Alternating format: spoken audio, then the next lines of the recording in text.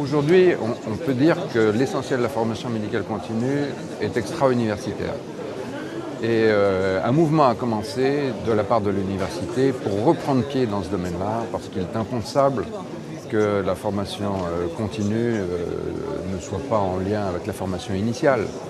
Derrière, il y a des enjeux, il y a des questions de financement, il y a une évolution de la réglementation avec l'obligation qui est faite aujourd'hui de formation médicale continue.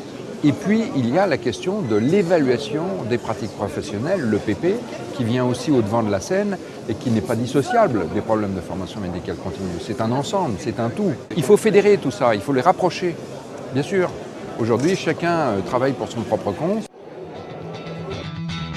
À la faculté de médecine de Grenoble, nous sommes en train de construire un département universitaire de formation médicale continue avec l'aide du service de formation continue de l'université Joseph Fourier pour tenter de reprendre du terrain que nous avons perdu au fil du temps. C'est un gros chantier, donc moi ça m'intéresse comme tous les gros chantiers. On l'a vu pour le travail que nous avons fourni à Grenoble en termes de rénovation pédagogique pour l'enseignement initial. Dès qu'on utilise les TIS, c'est souvent perçu comme une substitution du présentiel par la formation à distance.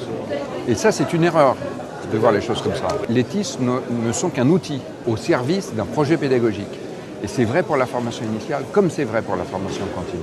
Comme outil, ça nous permet une très forte progression, mais ça ne doit en aucun cas introduire une coupure entre les formateurs et les gens qui sont formés. Au contraire, nous avons besoin d'un rapprochement physique, mais TIS n'est pas égal à enseignement à distance, loin s'en faut.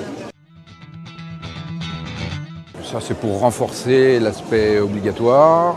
Tant que ça sert la qualité de la médecine, il me semble que tout ce qui va dans le sens d'une meilleure formation continue est bon à prendre.